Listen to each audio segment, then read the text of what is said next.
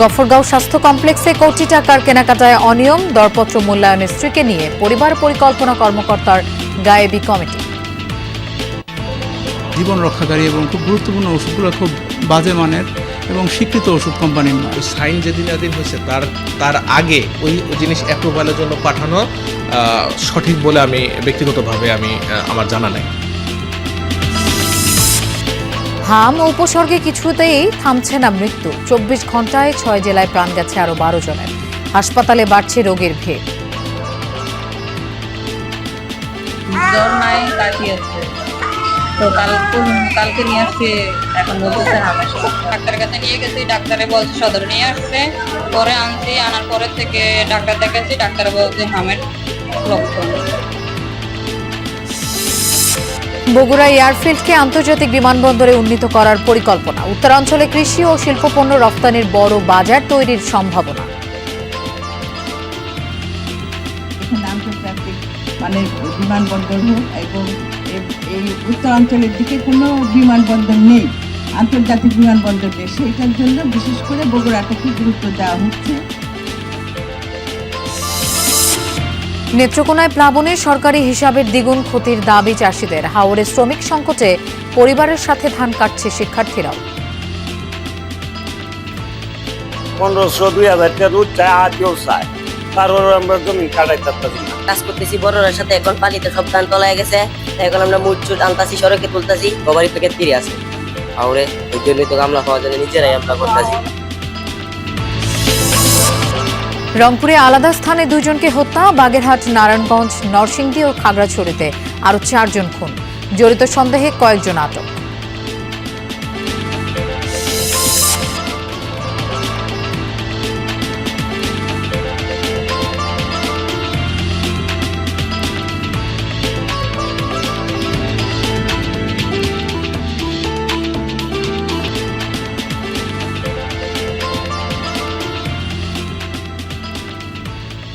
শুভেচ্ছা, আমন্ত্রণ বিরতিহীন সংবাদ সারা দেশের আয়োজনে। আপনাদের সঙ্গে থাকছি আমি মৌসুমী আহমেদ লোপা। এতক্ষণ শিরোনাম দেখছিলেন। গফরগাঁও উপজেলার স্বাস্থ্য কমপ্লেক্সে প্রায় 1,14,00,000 টাকার সরকারি কেনাকাটায় বড় ধরনের অনিয়ম ও অর্থ কারচুপির অভিযোগ উঠেছে। অভিযোগ, এই বরাদ্দ থেকে কেনা হয়েছে নিম্নমানের ওষুধ, যা সরবরাহ করা হচ্ছে গ্রামের মানুষকে। এই বড় অঙ্কের ক্রয়ে উপজেলা স্বাস্থ্য ও পরিবার পরিকল্পনা কর্মকর্তা ডাক্তার মোহাম্মদ জামাল উদ্দিন নিজের স্ত্রীকে সদস্য করে গঠন করেন 3 সদস্যের দরপত্র মূল্যায়ন কমিটি। অথচ কমিটির সভাপতিই জানেন না কোনো সভার কথা। যমুনা টেলিভিশনের অনুসন্ধানে মিলেছে এসব চাঞ্চল্যকর তথ্য। ইজিপি পদ্ধতিতে কিভাবে ডিজিটাল ও ম্যানুয়াল দুর্নীতি হয়েছে তা জানাচ্ছেন সহকর্মী হোসেন শাহিদ, আর ক্যামেরায় ছিলেন দেলোয়ার হোসেন। 2025-26 অর্থ বছরে গফরগাঁও উপজেলা স্বাস্থ্য কমপ্লেক্সের জন্য কেনা হয় প্রায় 1,14,00,000 টাকার ঔষধ ও সরঞ্জাম। গত 15 মার্চ হাসপাতালের স্টোরে মালামাল বুঝে নিতে গিয়ে সার্ভে কমিটির সভাপতি ডাক্তার মোহাম্মদ কায়সার হাসান খান দেখতে পান বেশিরভাগ ঔষধ ও সামগ্রী নিম্নমানের, অপ্রয়োজনীয় এবং অতিরিক্ত দামে কেনা। জীবন রক্ষাকারী এবং খুব গুরুত্বপূর্ণ ওষুধগুলো খুব বাজে মানের এবং স্বীকৃত ওষুধ কোম্পানির নয়। আমার প্রিয় মহোদয় জনাব মোহাম্মদ জামাল উদ্দিন সাহেবের কাছে প্রশ্ন করাতে আমাকে একটা ডক ফাইল পাঠান। ডক ফাইলে দেখতে পাই যে আমি যাকে খুঁজছিলাম, যে মূল্যায়ন কমিটিতে কে ছিলেন, দেখি যে মূল্যায়ন কমিটির সভাপতি আমি নিজেই। তার অভিযোগ, এই কেনাকাটার জন্য তাকে সভাপতি করে কোনো দরপত্র মূল্যায়ন কমিটির সভাই হয়নি, বরং অফিস প্রধান ডাক্তার মোহাম্মদ জামাল উদ্দিন নিজেই ইজিপিতে সভাপতির আইডি খুলে টেন্ডার প্রক্রিয়া সম্পন্ন করেছেন। আমার অফিস প্রধান কেনাকাটার জন্য উনি নিজেই আইডি পাসওয়ার্ড তৈরি করে, হয়তো আমার আইডি পাসওয়ার্ড তৈরি করে উনি ব্যবহার করেছেন। তথ্য অধিকার আইনে সভার রেজুলেশনের কপি চেয়েও মেলেনি কোনো তথ্য। পরে অনুসন্ধানে পাওয়া যায় কমিটির রেজুলেশন, যেখানে সদস্যদের স্বাক্ষরের ঘর ফাঁকা। একই ফাইলের ভিন্ন কপিতে সভাপতির স্বাক্ষরও আলাদা। এছাড়া কমিটিতে সদস্য করা হয় অফিস প্রধানের স্ত্রী ডাক্তার শামিমা সুলতানাকে। তিনি জানান, 2025 সালের 30 ডিসেম্বরে সভা হলেও তিনি অংশ নেননি তাতে। আমি যেহেতু ওনাদের মিটিং যেদিন ছিল আমি অ্যাটেন্ড করতে পারিনি, পরবর্তীতে আমি ম্যানুয়ালি যে স্বাক্ষর দেয় সেগুলো স্বাক্ষর করেছি।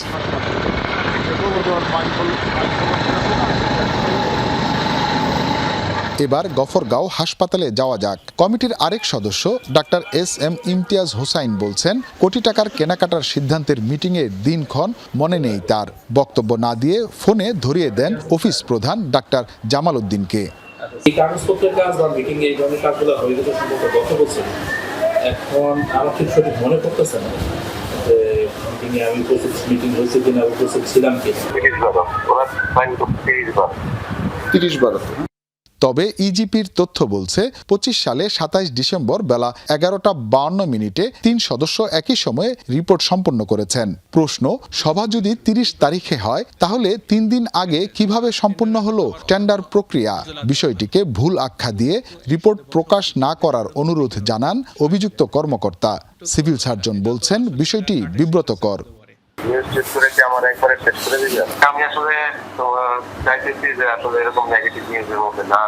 ওই সাইন যেদিন হয়েছে তার আগে ওই জিনিস অ্যাপ্রুভালের জন্য পাঠানো সঠিক বলে আমি ব্যক্তিগতভাবে আমার জানা নাই। বিভাগীয় স্বাস্থ্য পরিচালক জানিয়েছেন, তদন্ত করে ব্যবস্থা নেওয়া হবে। অভিযোগগুলো তদন্তর পরে আমি আমার মতামত সহ আমি আমার ঊর্ধ্বতন কর্তৃপক্ষ ডিজি অফিস এবং মিনিস্ট্রিকে জানাবো। ওয়ার্ল্ড সার্জিক্যাল নামের ঠিকাদারি প্রতিষ্ঠানের সরবরাহ করা এসব ওষুধ ও সরঞ্জামের প্রায় 60% এরই মধ্যে হাসপাতালে পৌঁছেছে, যা বিতরণ করা হচ্ছে রোগীদের মধ্যে। যখন সরকারি হাসপাতাল থেকে কোনো ওষুধ নেন তাহলে তারা আস্থা রাখেন সরকারের উপরে যে ভালো জিনিসটি পাচ্ছেন তারা। তবে বাস্তবতা বলছে ভিন্ন কথা। সংশ্লিষ্টরা বলছেন, ঔষধ কেনার ক্ষেত্রে যদি অনিয়ম বা দুর্নীতি ঘটে থাকে তাহলে এর সাথে যারা যারা জড়িত প্রত্যেককেই শাস্তির আওতায় আনা হোক। হুসাইন শাহিদ, যমুনা নিউজ, ময়মনসিংহ। দেশে হাম ও উপসর্গে থামছেই না মৃত্যু। 24 ঘন্টায় আরও 12 জনের মৃত্যুর খবর জানালো স্বাস্থ্য অধিদপ্তর। এর মধ্যে ঢাকায় 6 এবং রাজশাহী, বরিশাল, সিলেট, খুলনা ও ময়মনসিংহে প্রাণ গেছে 6 জনের। ময়মনসিংহ মেডিকেল কলেজ হাসপাতালে নতুন ভর্তি হয়েছে 40 জন, ভর্তি আছেন 94 জন। এছাড়া রাজশাহী মেডিকেল কলেজ হাসপাতালে নতুন রোগী ভর্তি হয়েছেন 9 জন। চিকিৎসা শেষে বাড়ি ফিরেছেন 11 জন, চিকিৎসাধীন রয়েছেন 109 জন। এছাড়া খুলনা, বরিশাল, চট্টগ্রাম বিভাগের বিভিন্ন হাসপাতালগুলোতেও রোগীর ভিড় রয়েছে। অনেক জায়গায় ওয়ার্ডে পর্যাপ্ত জায়গা সংকুলান না হওয়ায় বারান্দায় রেখে রোগীদের চিকিৎসা দেওয়া হচ্ছে। এতে বাড়ছে সংক্রমণ এবং নিউমোনিয়া, ডায়রিয়ার মতো রোগের ঝুঁকি। এমন পরিস্থিতিতে শিশুদের স্বাস্থ্য সুরক্ষায় অভিভাবকদের সতর্ক থাকার পরামর্শ দিচ্ছেন চিকিৎসকরা। দিন ধরে মুখটা লাল হয়ে গেছে, পরে জ্বর নাই, কাশি আছে। তো কালকে নিয়ে আসছি, এখন বলতেছে হামের সমস্যা। ডাক্তারের কাছে নিয়ে গেছি, ডাক্তারে বলছে সদরে নিয়ে আসছে। পরে আনছি, আনার পরের থেকে ডাক্তার দেখাচ্ছি, ডাক্তার বলছে হামের লক্ষণ। দর্শক, হাম পরিস্থিতির খবর জানবো। বরিশাল থেকে আমাদের সাথে যোগ দিচ্ছেন সহকর্মী কাউসার হোসেন। কাউসার, হাসপাতালে নতুন করে কতজন রোগী ভর্তি হয়েছে বরিশালে? রোগীদের চিকিৎসা সেবা নিয়ে চিকিৎসকরা কি বলছেন? লোপা, অনিচ্ছা সত্ত্বেও বলতে হয় যে বরিশাল শেরেবাংলা মেডিকেল কলেজ হাসপাতালে চিকিৎসাধীন অবস্থায় আরও এক শিশুর মৃত্যু হয়েছে। 8 মাস বয়সী আহাদের বাড়ি বরিশাল সদর উপজেলার চরমনাইতে, এবং এ নিয়ে বরিশাল বিভাগে মোট 28 জন শিশু হামে আক্রান্ত এবং উপসর্গ নিয়ে মারা গেল। এবং গেল 24 ঘন্টায় বরিশাল শেরেবাংলা মেডিকেল কলেজ হাসপাতাল সহ বরিশাল বিভাগে মোট 98 জন নতুন করে হামের উপসর্গ নিয়ে ভর্তি হয়েছে, এবং এর মধ্যে বরিশাল শেরেবাংলা মেডিকেল কলেজ হাসপাতালেই ভর্তি হয়েছে 25 জন। এবং এই রোগীদের কিন্তু বরিশাল শেরেবাংলা মেডিকেল কলেজ হাসপাতাল কর্তৃপক্ষ যাতে সংক্রমণ ছড়িয়ে না পড়ে এর জন্য 4টি আইসোলেশন কক্ষে চিকিৎসা দিচ্ছেন। এবং চিকিৎসা দিতে গিয়ে আসলে তাদের হিমশিম খেতেও হচ্ছে, কারণ রোগীর অনেক চাপ। যে পরিমাণ সিট রয়েছে, প্রতিটি সিটে 3 থেকে 4 জন করে শিশুকে চিকিৎসা দেওয়া হচ্ছে। জায়গার সংকুলন হচ্ছে না, বাধ্য হয়ে তাদেরকে মেঝেতে চিকিৎসা দিতে হচ্ছে, এবং মেঝেতে চিকিৎসা নিতে গিয়ে কিন্তু তাদেরকে বিভিন্ন ঝক্কি ঝামেলা পোহাতে হচ্ছেন। চিকিৎসকরা বরাবরই একটি পরামর্শ দিয়ে আসছেন, আসলে হামের লক্ষণ দেখা গেলে যাতে যারা জেলা হাসপাতালের কাছাকাছি থাকেন তাদেরকে জেলা হাসপাতালে নিয়ে আসার জন্য, না হয় চিকিৎসকের পরামর্শ দেওয়ার জন্য, এবং বাড়িতে ভিটামিন A+ ক্যাপসুল না খাওয়ানোর জন্য পরামর্শ দিয়েছেন। কারণ অনেক শিশুই রয়েছে যাদের আসলে A+ ক্যাপসুলের প্রয়োজন নেই, কিন্তু তাদেরকে A+ ক্যাপসুল দেওয়া হচ্ছে, এবং এর কারণে কিন্তু আসলে নেতিবাচক প্রভাবও পড়ছে শিশুর শরীরের উপর। এবং তারা আরেকটি জিনিস বলছেন যে সকল শিশুরা এখান থেকে সুস্থ হয়ে বাড়ি ফিরছেন তাদের দ্বিতীয়বার কিন্তু আক্রান্ত হওয়ার সম্ভাবনা রয়েছে, এবং তৃতীয়বার যাতে আক্রান্ত না হয় সেজন্য তাদেরকে পুষ্টিকর খাবার দেওয়ারও কিন্তু পরামর্শ দেওয়া হয়েছে। এবং চিকিৎসকরা বলছেন এই পরামর্শ মেনেই যদি চলে সেক্ষেত্রে আসলে হামের প্রবণতা কমে আসবে। পাশাপাশি বিভাগীয় স্বাস্থ্য অধিদপ্তর জানিয়েছে তাদের যে টিকাদান কর্মসূচি সেটিও চলছে। লোপা। কাউসার, আপনাকে ধন্যবাদ আমাদের সাথে যোগ দেওয়ার জন্য। বগুড়ায় হতে যাচ্ছে আন্তর্জাতিক বিমানবন্দর, আধুনিক বিমান ঘাঁটি ও ফ্লাইং প্রশিক্ষণ কেন্দ্র। বিমানবন্দরটি চালু হলে বগুড়া সহ উত্তরাঞ্চলের কৃষিপণ্য, শিল্পপণ্য রফতানির বিশাল বাজার সৃষ্টি হবে। বৃহস্পতিবার বিমানবন্দর চালুর সম্ভাব্যতা যাচাই করতে এসে বেসরকারি বিমান চলাচল ও পর্যটন মন্ত্রী, প্রতিমন্ত্রী, স্থানীয় সরকার পল্লী উন্নয়ন ও সমবায় প্রতিমন্ত্রী এবং বিমান বাহিনী প্রধান এসব কথা জানান। 1996 সালে নির্মাণ কাজ শুরুর 4 বছরের মধ্যেই বগুড়া বিমানবন্দর থেকে অভ্যন্তরীণ রুটে বিমান চলাচল শুরুর কথা ছিল। তবে আড়াই দশকেরও বেশি সময় ধরে সেই উদ্যোগ রাষ্ট্রযন্ত্রের লাল ফিতায় বন্দী। অবশেষে দূর হলো সব জটিলতা। এবার অভ্যন্তরীণ বিমানবন্দর নয়, উত্তরাঞ্চলে প্রথম আন্তর্জাতিক বিমানবন্দর পেতে যাচ্ছে বগুড়া। আমরা চাচ্ছি এখানে আন্তর্জাতিক মানের বিমানবন্দর হোক, এবং এই উত্তরাঞ্চলের দিকে কোনো বিমানবন্দর নেই, আন্তর্জাতিক বিমানবন্দর নেই, সেইটার জন্য বিশেষ করে বগুড়াটাকে গুরুত্ব দেওয়া হচ্ছে। প্রকল্প বাস্তবায়নের সম্ভাব্যতা যাচাইয়ে বৃহস্পতিবার সকালে হেলিকপ্টার যোগে বগুড়া এয়ারফিল্ডে আসেন বিমানমন্ত্রী, প্রতিমন্ত্রী, এলজিআরডি প্রতিমন্ত্রী ও বিমান বাহিনী প্রধান। এ সময় বিমান বাহিনী প্রধান জানান, আন্তর্জাতিক বিমানবন্দরের পাশাপাশি বগুড়ায় একটি আধুনিক বিমান ঘাঁটি নির্মাণের কাজও শুরু হচ্ছে। এখানে আমরা চাই একটা অত্যাধুনিক বিমান ঘাঁটি প্রস্তুত করার জন্য, যেখানে আমাদের অত্যাধুনিক জঙ্গি বিমান আসবে অবশ্যই, এবং এই ব্যাপারেও আমাদের সরকারের অনেক আমাদেরকে সহযোগিতা করছেন। বগুড়ায় আন্তর্জাতিক বিমানবন্দর চালু হলে উত্তরাঞ্চলের কৃষিপণ্য ও শিল্পপণ্য রফতানির বিশাল বাজার সৃষ্টি হবে বলে জানান এলজিআরডি প্রতিমন্ত্রী।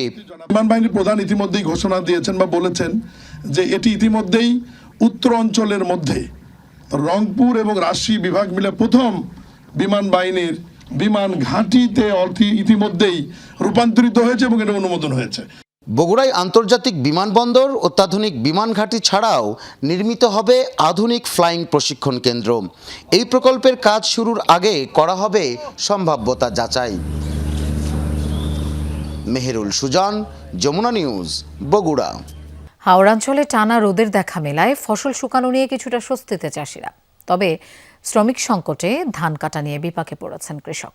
সাম্প্রতিক প্লাবনে ডুবে থাকা বিপুল পরিমাণ জমির ধান পচে নষ্ট হচ্ছে। কেটে তোলা অনেক ফলনও নষ্ট হয় বৈরী আবহাওয়ায় শুকাতে না পেরে। সুনামগঞ্জ, নেত্রকোনা, হবিগঞ্জ ও কিশোরগঞ্জে ক্ষতিগ্রস্তদের তালিকা নিয়ে জনপ্রতিনিধি ও চাষিদের মধ্যে অসন্তোষ রয়েছে। তাদের দাবি, সরকারি হিসাবের তুলনায় ক্ষতির পরিমাণ অনেক বেশি। প্রকৃত তালিকা তৈরি করে পুনর্বাসনের দাবি জানিয়েছেন তারা। নেত্রকোনায় তলিয়ে যাওয়া ধান ঘরে তুলতে মাঠে নেমেছেন শিক্ষার্থীরা। শ্রমিক সংকটে যখন মাঠ থেকে ধান তোলা যাচ্ছে না, তখনই পরিবারের সদস্যদের সাহায্যে এগিয়ে এসেছে তারা। এদিকে সরকারি হিসেবে জেলায় 22,000 হেক্টর জমির ধান ক্ষয়ক্ষতির কথা বলা হলেও এর দ্বিগুণ ক্ষতি হয়েছে বলে দাবি কৃষকের। কেউ পঞ্চম শ্রেণীর শিক্ষার্থী, কেউ বা সপ্তম শ্রেণীর। পরিবারের বছরের খোরাকিটুকু বাঁচাতে মাঠে নেমেছেন তারা। সম্প্রতি অতিবৃষ্টি আর পাহাড়ি ঢলে তলিয়ে যায় নেত্রকোনার হাওড়াঞ্চলের উঠতি বোরো ধান। জলাবদ্ধ জমিতে নামানো যায়নি হারভেস্টার মেশিন, দ্বিগুণ মজুরি দিয়েও পাওয়া যায়নি পর্যাপ্ত শ্রমিক। এ অবস্থায় ঘরে বসে থাকেনি স্কুলের শিক্ষার্থীরা। ধান বাঁচাতে পরিবারের সাথে নেমে পড়েন মাঠে।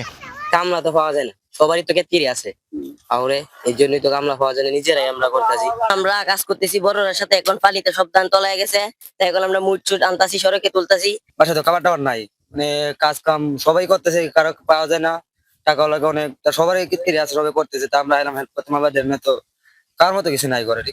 প্রশাসনের তথ্য মতে প্রাথমিকভাবে জেলার 70,000 কৃষকের 22,000 হেক্টর জমির ধান ক্ষতিগ্রস্ত হয়েছে। এখনো অনেক জমির ধান তলিয়ে থাকায় দুর্ভোগের শেষ নেই হাওড়াঞ্চলের কৃষকের। 1500-2000 টাকা রোজ চায়, আদিও চায়, তারপর আমরা জমিন কাটাই পারতাছি না। তারপরে কি করা, মা বলতে নিজেরাই জেলাত পারি কাটিয়ে নিয়ে তুলতেছি, কোরাকটা তো আপাতত তুলন লাগবে। কাড়ানির মতন লইছি, এটা লই টই দিলে হুয়া টুয়া কিছু লোন যাব আর দ্বিতীয় ব্যক্তি নষ্ট হয়। মানে আমি যে কি করবাম, আমার 100 কাঠা জমি এই যে পানি তলে হচ্ছে, এই যে পাবলিক কান্দাকুটি করতেছে, এই মানে করার কিছু নাই। ক্ষতিগ্রস্ত চাষিদের 3 মাসের খাদ্যসহ আর্থিক সহায়তার আশ্বাস দিয়েছেন খাদ্য প্রতিমন্ত্রী। 3 মাসের জন্য মাননীয় প্রধানমন্ত্রী ঘোষণা দিয়েছেন। যদি দেখা যায় যে আরো বাড়ানো প্রয়োজন, বাড়ানো হবে। তারা যেন তাদের জীবনের মিনিমাম যে প্রয়োজনগুলো, এই প্রয়োজনগুলো রাষ্ট্র থেকে যেন এই প্রয়োজনগুলো যেন তারা মেটাতে পারে। এখনও ক্ষয়ক্ষতির নিরূপণের কাজ করছে স্থানীয় প্রশাসন। দ্রুত ক্ষতিগ্রস্তদের তালিকা করে সংশ্লিষ্ট দপ্তরে পাঠানো হবে বলে জানিয়েছেন জেলা প্রশাসনের কর্মকর্তা। পরিবারের সদস্য সংখ্যা আমরা একজন কৃষকদের পরিবারে 5 জন করে গড় হিসাব করে আমরা ওভাবে ডাটা কালেক্ট করতেছি। যাদের বেশি ক্ষতিগ্রস্ত এবং সেটাকে আমরা ডাটা সময় যারাই ক্ষতিগ্রস্ত কেউ বাদ যাবে না, আশা করি আমরা এটাকে পূর্ণাঙ্গ ভাবে করতে পারবো। নেত্রকোনা 1,85,000 হেক্টর জমিতে বোরোর আবাদ হয়েছে। হাওরে আবাদ হয়েছে 42,000 হেক্টর জমিতে। তাপস সরকার, যমুনা নিউজ। রংপুরে আলাদা স্থানে 2 জনকে হত্যা করেছে দুর্বৃত্তরা। এছাড়া যশোর, বাগেরহাট, নরসিংদী ও খাগড়াছড়িতে 4 জনকে হত্যার ঘটনা ঘটেছে। হত্যাকাণ্ডে জড়িত সন্দেহে কয়েকজনকে আটক করেছে পুলিশ। এদিকে নারায়ণগঞ্জ ও নরসিংদী থেকে 2টি মরদেহ উদ্ধার করা হয়েছে। ফসলি জমির মাঝে গভীর নলকূপের ঘর, ভেতরে হাত পা বাঁধা অবস্থায় মেলে নৈশ প্রহরী মফিজার রহমানের মরদেহ। রংপুর পীরগঞ্জের বড় উমরপুর গ্রামের কৃষকরা সকালে মাঠে কাজ করতে গেলে মরদেহ দেখতে পান। প্রাথমিকভাবে পুলিশের ধারণা মফিজারকে হাত পা বেঁধে হত্যা করার পর বৈদ্যুতিক ট্রান্সফরমার সহ অন্যান্য মালামাল চুরি করে। এছাড়া মিঠাপুকুরের কসবা এলাকায় আমবাগান থেকে গলাকাটা অবস্থায় আবু সাইদ নামে এক কৃষকের মরদেহ উদ্ধার হয়েছে। বুধবার থেকে নিখোঁজ ছিলেন তিনি। যশোরের অভয়নগরে দোকান ভাড়া দেয়কে কেন্দ্র করে এক ব্যবসায়ীকে কুপিয়ে হত্যার অভিযোগ উঠেছে। স্থানীয়রা জানান, আনিসুর রহমানের মালিকানাধীন ভবনের একটি দোকান ভাড়া নিতে যান পীরবাড়ি এলাকার বাসিন্দা শাহ মাহমুদ। ভাড়া দিতে না চাইলে কথা কাটাকাটির এক পর্যায়ে আনিসুরকে কুপিয়ে হত্যা করে মাহমুদ ও তার লোকজন। আমরা ইতিমধ্যে লাশের সুরতাল রিপোর্ট প্রস্তুত করেছি এবং ময়নাতদন্তের জন্য যশোর 250 শয্যা বিশিষ্ট যে হাসপাতাল, সে হাসপাতালে প্রেরণ করা হয়েছে। বাগেরহাটের চিতলমারিতে জুস কেনাকে কেন্দ্র করে দোকানিকে কুপিয়ে হত্যার অভিযোগ উঠেছে ক্রেতার বিরুদ্ধে। পুলিশ জানায়, পণ্যের মান নিয়ে বাকবিতণ্ডার এক পর্যায়ে দোকানদার মুজাহিদ মোল্লাকে কুপিয়ে হত্যা করে একই এলাকার বাইজিদ। অভিযুক্তকে গ্রেফতার করা হয়েছে। খাগড়াছড়ির পানছড়িতে ইমন হোসেন নামের এক যুবককে গুলি করে হত্যা করা হয়েছে। ভোরে উপজেলার ইসলামপুর এলাকায় এ ঘটনা ঘটে। স্থানীয়রা জানায়, ইমন এলাকার সমিলের সামনে দিয়ে হেঁটে যাওয়ার সময় কয়েকজন অস্ত্রধারী দুর্বৃত্ত তাকে লক্ষ্য করে গুলি চালায়। ঘটনাস্থলে মৃত্যু হয় তার। এদিকে নারায়ণগঞ্জের সিদ্ধিরগঞ্জে তালাবদ্ধ ঘর থেকে বর্ষা আক্তার নামে এক গার্মেন্টস কর্মীর গলাকাটা মরদেহ উদ্ধার করেছে পুলিশ। এছাড়া নরসিংদীর বেলাবই ধানক্ষেত থেকে আপন মিয়া নামে এক যুবকের মরদেহ উদ্ধার করা হয়। রাহিম সারোয়ার, যমুনা নিউজ। নেত্রকোনার মদনে 11 বছর বয়সী মাদ্রাসা ছাত্রীকে ধর্ষণ এবং অন্তঃসত্ত্বা হয়ে পড়ার মামলায় অভিযুক্ত শিক্ষকের 3 দিনের রিমান্ড মঞ্জুর করেছেন আদালত। সকালে চিফ জুডিশিয়াল ম্যাজিস্ট্রেট আদালতে আসামিকে হাজির করে 7 দিনের রিমান্ড আবেদন করে পুলিশ। শুনানি শেষে আদালত 3 দিনের পুলিশি হেফাজত মঞ্জুর করেন। এর আগে বুধবার ভোরের দিকে ময়মনসিংহের গৌরীপুর থেকে অভিযুক্ত মাদ্রাসা শিক্ষক আমানুল্লাহ সাগরকে গ্রেফতার করে র্যাব। পরিবারের অভিযোগ, কওমি মাদ্রাসাটির পরিচালক ও শিক্ষক সাগর গত বছরের নভেম্বরে শিশুটিকে ধর্ষণ করে। শারীরিক পরিবর্তন দেখে পরিবারের সন্দেহ হলে বিষয়টি জানাজানি হয়। পরীক্ষা নিরীক্ষার পর চিকিৎসক জানান মেয়েটি অন্তঃসত্ত্বা। 23 এপ্রিল মামলা করে পরিবার। পলাতক থাকা অবস্থায় ফেসবুকে লাইভে অভিযুক্ত শিক্ষক নিজেকে নির্দোষ দাবি করেন।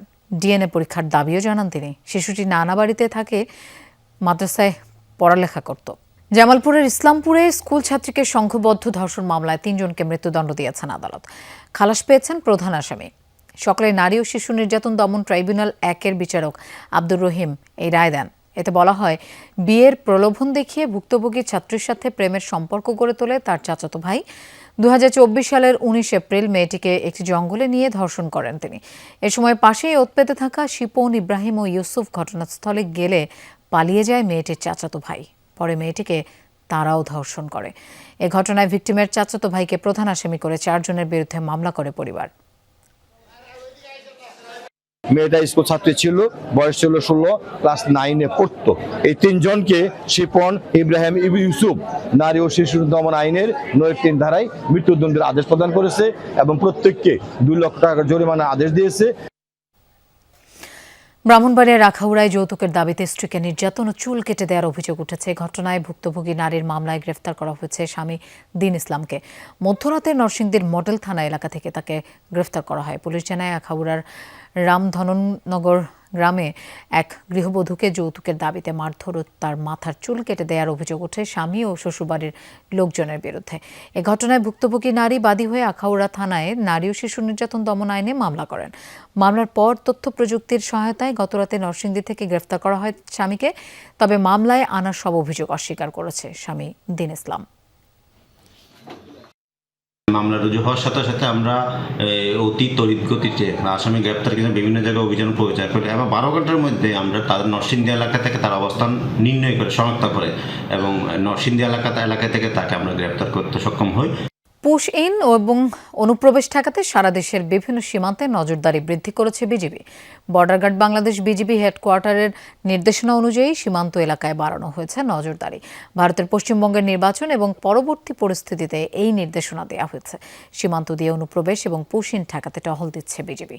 যেসব এলাকা দিয়ে আগে অনুপ্রবেশের ঘটনা ঘটেছে সেসব এলাকায় বাড়তি নজরদারি করা হচ্ছে। তাছাড়া চেকপোস্টগুলোয় তল্লাশির ব্যবস্থাও করা হয়েছে।